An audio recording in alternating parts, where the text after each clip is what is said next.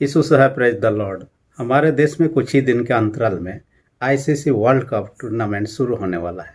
जो क्रिकेट के प्रेमी हैं, स्टेडियम में बैठ के मैच देखना चाहते हैं, वे लोग बुकिंग करने में लगे हुए हैं टिकट के लिए। और अलग अलग शहर में देखने का अलग अलग पैसा है टिकट बुकिंग का। हाल ही में मैंने देख रहा था कि बेंगलुरु में आप देखना चाहते हैं तो वहाँ 750 लेकर सबसे ज़्यादा 10,000 तक का टिकट इस घड़ी बिक्री चल रहा है।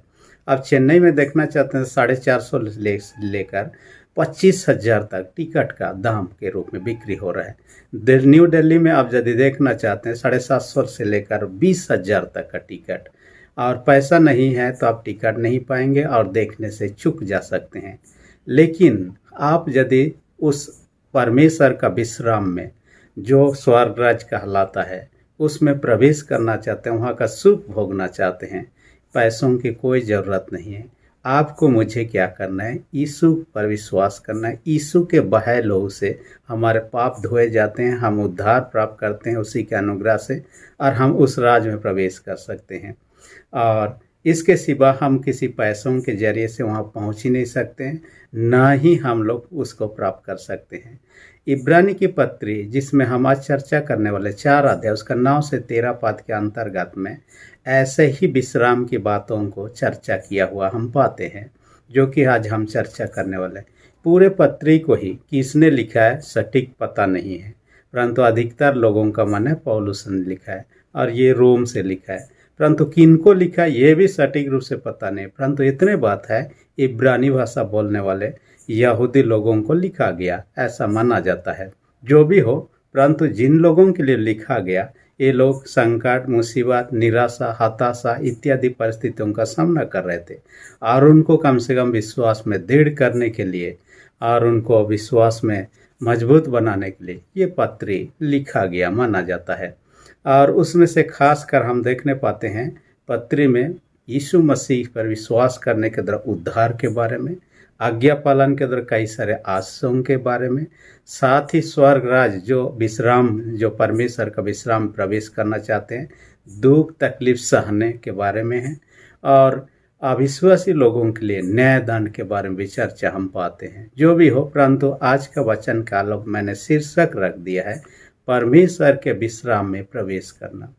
परमेश्वर के विश्राम में प्रवेश करना, इसके अंतर्गत हम लोग 3 पॉइंट पर चर्चा करेंगे। और पहला पॉइंट है सबत का विश्राम में प्रवेश कैसे करें, सबत या परमेश्वर का विश्राम में प्रवेश कैसे करें। और ये 9 से लेकर 11 पद में हम देखने पाते हैं। यहाँ सबत का अर्थ होता है, ये हिब्रू वर्ड से लिया हुआ है। उसका अर्थ होता है, पहला तो है 7वां दिन को समझा जाता है, दूसरा है काम करने से आराम करना, इसके बारे में है, तीसरा कहता है विश्राम करना, इसका जो शाब्दिक अर्थ में से है। साथ ही हम देखने पाते हैं यहाँ विश्राम की चर्चा बार बार किया गया है, और विश्राम का साधारण अर्थ में कहा जाता है शांत, आराम या शांति की बात कहता है विश्राम का जो है। परंतु आज का वचन को देखने पाते हैं यहाँ पर जो सबत और विश्राम के निमित्त जो है ग्रीक वर्ड लिया गया है सबटिस्मस लिया गया, और इसका अर्थ होता है अनंत विश्राम। ऐसे विश्राम नहीं हम थक गए हैं और वहाँ पर आराम करने लगे, परंतु वो अनंत विश्राम जो कभी ख़त्म नहीं होने वाला, जो यीशु मसीह पर विश्वास करने के द्वारा उस अनंत विश्राम में प्रवेश कर सकते हैं। वो आने वाले दिन की बात है, अभी हुआ नहीं है, और उसका शुरुआत यहीं से हो चुका है, परंतु उसका परिपूर्णता आने वाले जीवन में यीशु के दूसरे आगमन के साथ ही होगा, और इसी पर चर्चा है। परंतु बाइबल में जब देखने पाते हैं इससे पहले भी कई प्रकार के सबत और विश्राम के बारे में चर्चा हम पाते हैं। सबसे पहले हम उत्पत्ति 2 अध्याय में आते हैं, जहाँ परमेश्वर ने सृष्टि का सारे काम को 6 दिन में पूरा किया, और 7वां दिन उन्होंने विश्राम किया, और उस दिन को सबत का दिन को उन्होंने आशीष किया, पवित्र किया, और उस दिन का आशीष को लोग प्राप्त करें। और इसी कारण से लोग आज भी उस सबत को स्मरण करते हैं, मानते हैं, जो उत्पत्ति 2 अध्याय 3 पद में हम पाते हैं। परंतु नए नियम के भाग में जब हम आते हैं, उस सबत जो 7वां दिन है उसे ना मानकर हम लोग पहला दिन जो सप्ताह का पहला दिन है, जिसे प्रभु का दिन कहा जाता है। सबत 7वां दिन है, प्रभु का दिन सप्ताह का पहला दिन है। पहला दिन को हम ज़्यादा इस घड़ी नए नियम काल में प्रवर्तमान कलीसिया के लोग ज़्यादातर हम मानते हैं, परंतु दोनों में क्या फ़र्क है? सबत का दिन और प्रभु का दिन। सबत का दिन 7वां दिन को माना जाता है, जबकि प्रभु का दिन प्रथम दिन जो संडे कहलाता है या इतवार कहलाता है। दूसरी विशेषता सबत का जो है सृष्टि के काम से विश्राम के बारे में इंगित करता है, जबकि प्रभु का दिन पुनरुत्थान को इंगित करता है, क्योंकि प्रभु यीशु मसीह ने संडे का दिन में ही जी उठा। तीसरी महत्वपूर्ण बात है, जब सबत की बात करते हैं कंप्लीट रेस्ट की बात करते हैं, कोई भी काम नहीं करने के विषय। परंतु हम जब देखते हैं प्रभु का दिन कहते हैं, यहाँ पर कहता है व्यस्तता का दिन है, क्योंकि प्रभु यीशु मसीह ने संडे का दिन में जी उठा। जी उठने के बाद में उस दिन क्या क्या घटना घटी, हम लोग ईस्टर के समय उन बातों को चर्चा हम पाते हैं। साथ ही साथ पहला दिन में हम सृष्टि के समय में उत्पत्ति की किताब में देखने पाते हैं, परमेश्वर ने शुरू का दिन में ही क्या किया, अंधकार से ज्योति से अलग किया। यानी ज्योति को उन्होंने अंधकार से अलग करने के साथ ही ज्योति जो क्या कहता है जीवन का प्रतीक है, और इस कारण से प्रभु का दिन को हम देखने पाते हैं। चौथी विशेष बात क्या कहता है, सबत जो है सृष्टि का काम को स्मरण दिलाता है, जबकि प्रभु का दिन उद्धार का काम को स्मरण दिलाता है। पांचवी विशेष बात है, सबत का दिन व्यवस्था के नियम कानून से इतना जकड़ा हुआ था, कोई भी एक सामान आप उठा नहीं सकते हैं, इतना भारी भरकम। आप कहीं यात्रा में जा नहीं सकते हैं, छोटे छोटे से नियम बहुत सारे। ये व्यवस्था के नियम को पालन करने के लिए दबाव दिया जाता था, परंतु प्रभु का दिन स्वेच्छा से प्रभु का आराधना की बात किया जाता है। छठवीं विशेष बात करता है, व्यवस्था जो है सबत के दिन को पालन करना यहूदियों के निमित्त खास कर दिया गया उस समय, परंतु जब प्रभु का दिन की हम चर्चा करते हैं वर्तमान कलीसिया को निमित्त है, और इस तरह से कई सारे फर्क है। इसलिए पहला जो सबत का विश्राम है उत्पत्ति में हम पाते हैं, जो कि सृष्टि का काम के बाद में विश्राम के विषय चर्चा करते हैं। दूसरा सबत के विषय इब्रानी 4 अध्याय में हम पाते हैं, और ये सबत का विश्राम किसे कहा जाता है? इस्राएल लोग मिस्र के गुलामी में थे, उस गुलामी से छुटकारा लेकर कनान देश को जा रहे थे, और कनान देश को पहुंचना ही उनके लिए सबत का विश्राम था। लेकिन यहाँ बाइबल साफ साफ बताता है उस सबत का विश्राम में कई लोग प्रवेश नहीं कर पाए, क्योंकि यहाँ पर कहता है आज्ञा ना मानकर इन लोगों में से कई लोग उस सबत में प्रवेश नहीं कर पाए, वंचित हो गए। जितने मिस्र में गुलामी में थे उनमें से छुटकारा पाप का, तो ये लोग अपने अनज्ञाकारिता के कारण से, अविश्वास के कारण से, तो हम भी इस दुनिया में पाप के गुलाम में हैं। इससे छुटकारा पाकर स्वर्गीय जो परमेश्वर का विश्राम में प्रवेश करना तो चाहते हैं, लेकिन यदि अविश्वासी अनज्ञाकारिता हमारे जीवन में होंगे, जैसे इस्राएल लोग उस देश में प्रवेश करने और सबत का विश्राम को प्राप्त करने से वंचित हुए, आप और हम भी वंचित हो सकते हैं। और यहाँ पर इसी बात को कहना चाह रहा है, ये लोग इस्राएल लोग सबत का नियम को, जो शुरुआत में 7वां दिन था, विश्राम दिन को पवित्र मानना जो कहा गया है, उस दिन को ये लोग पालन करते आए, और परमेश्वर ने पालन करने के उन पर जोर दबाव भी डाला। जिस दिन सबत का दिन होता उस दिन मन्ना नहीं गिरता था। 40 साल तक जब यात्रा करते रहे, सबत का दिन में मन्ना नहीं गिरता। दूसरा दिन मन्ना गिरता है, लोग चुनते खाते, लेकिन सबत का दिन में गिरता नहीं था। इसलिए लोग हिसाब लगाते गए, और हिसाब लगा लगा के जब जाए 2080 सबत का दिन ये लोग पाते हैं। 2080 सबत का दिन को हम यदि हिसाब करें, ये 40 साल का समय आता है। तीसरी प्रकार का जो सबत का विश्राम जो अभी बाकी है, आज के वचन में कहता है, वो तो है परमेश्वर का विश्राम। कहिए, सबत का विश्राम जो है परमेश्वर का विश्राम, जो स्वराज्य को दर्शाया गया है, और वो तो यीशु पर विश्वास करने के द्वारा ही संभव है, क्योंकि यीशु मसीह ने उद्धार का काम को कलवरी के क्रूस पर अपना लहू बहाकर, अपना प्राण त्याग देकर उन्होंने पूरा किया। हमें सिर्फ उन पर विश्वास करना है। अपने प्रयास से हम उस सबत में प्रवेश नहीं कर सकते हैं। हाँ, शैतान भी नहीं चाहता है कि हम उस सबत में प्रवेश करें, मैंने ई डी चेलदुरई का पुस्तक मैं पढ़ रहा था। आपने पुस्तक में एक घटना के बारे में चर्चा करता है, और चर्चा में उन्होंने कहा, शैतान लोग नरक में ये चर्चा कर रहे थे मीटिंग में कि आप लोग कौन कौन सा तरीका से विश्वासी, जो मसीह विश्वासी लोग हैं, उनको अविश्वास से भटका सकते हैं और उस आनंद विश्राम जो स्वर्ग राज्य उनमें प्रवेश करने से रोक सकते हैं। उनमें से एक दुष्ट आत्मा ने उनसे कहा, शैतान जब सवाल किया, मैं क्या करूँगा? मैं लोगों के बीच में ये फैलाने का कोशिश करूँगा कि परमेश्वर है ही नहीं, तब ये लोग विश्वास नहीं करेंगे। फिर पूछने लगा, और कोई दूसरा तरीका जानते हैं आप लोग? तो दूसरा एक दुष्ट शैतान ने कहा, मैं लोगों को ये शिक्षा देना चाहूँगा कि परमेश्वर है, लेकिन यीशु मसीह को उन्होंने अंतिम घड़ी में छोड़ दिया और यीशु मसीह अपने उद्धार का काम को पूरा नहीं किया। वो मारा ही नहीं और वैसा ही वो जीवित रहा, इसलिए जी उठने की बात तो दूर की बात है। इन बातों को मैं लोगों के मन में डालूंगा। फिर शैतान ने पूछा, और कोई उपाय तरीका है दूसरा? एक शैतान दुष्ट आत्मा ने ऐसा कहा, मैं ऐसा करूंगा, यीशु मसीह पापियों को बचाने के लिए आया, उन्होंने पापियों के लिए अपना प्राण भी दिया, लहू बहाया और उद्धार का काम को पूरा किया और तीसरे दिन जी भी उठा।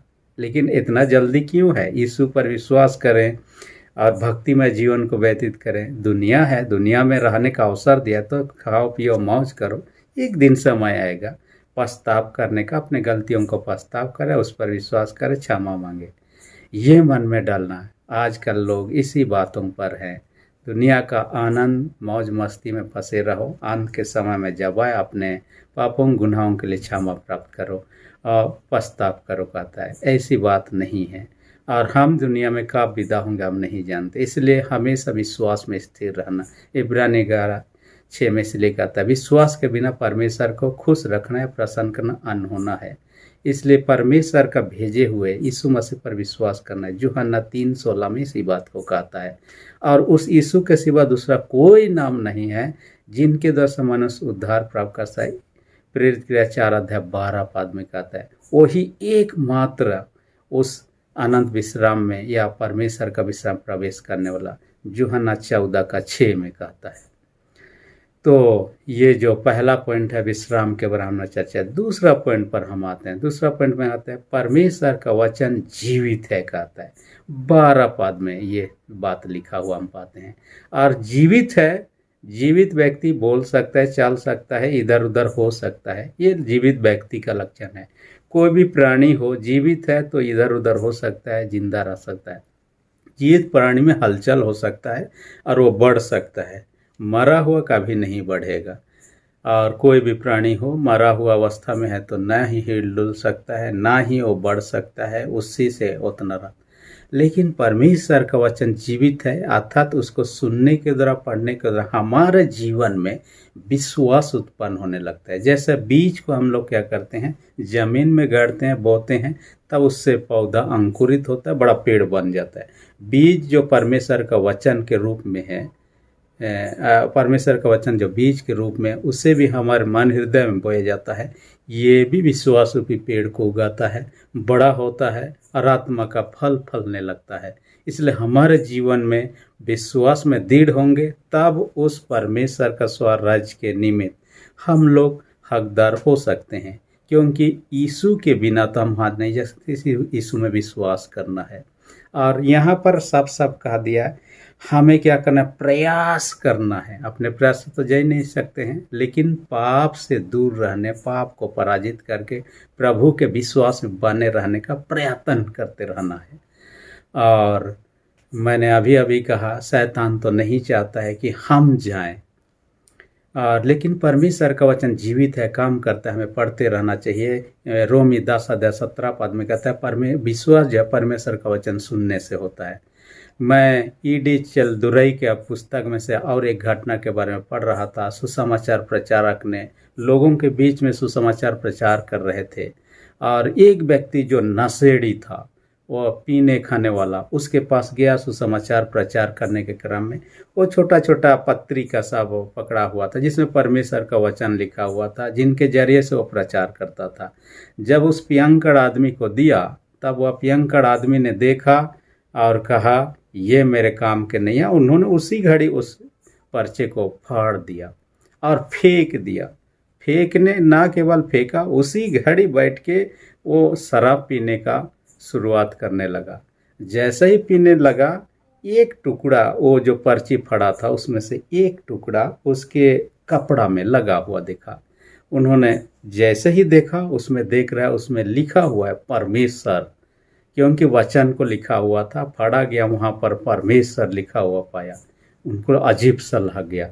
उसके बाद में जब वो दूसरी तरफ उल्टाया, अनंत जीवन लिखा हुआ उन्होंने देखा। तब उनको घबराहट आ गया, ये क्या बात है। ईश्वर के बारे में चर्चा किया हुआ पत्रिका पर्चे को मैंने पढ़ा। उसके बाद उस सुसमाचार प्रचारक से वचन को सुना। सुनने के बाद में जीवन में उसका बदलाहट आ गया।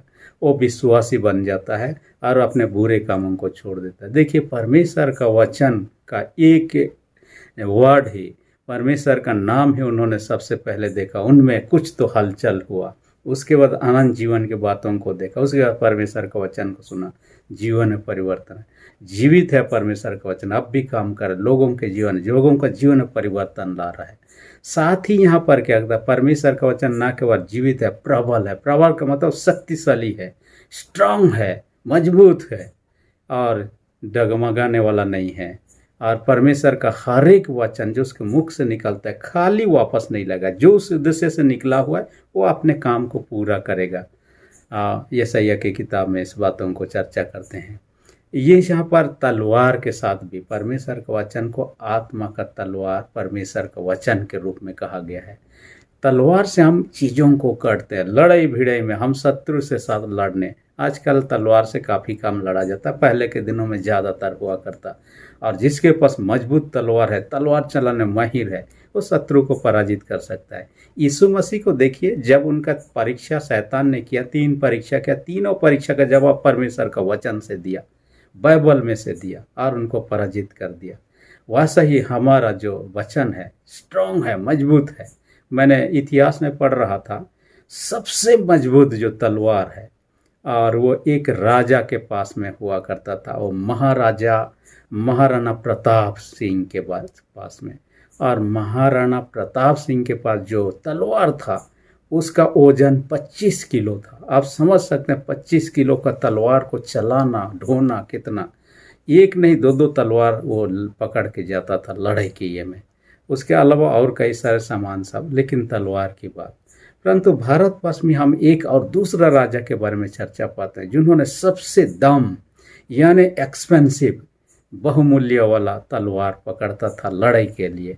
हालांकि वो बाद में बेचा गया और नीलामी में, और उसका दाम जो पड़ा वो 1.75 करोड़ में बिका गया वो तलवार। और वो तलवार जिसने अपने इस्तेमाल करता था वो राजा था टीपू सुल्तान, बहुत ही फेमस राजा, इसलिए शायद इतना दाम में बेचा गया, सबसे महंगा।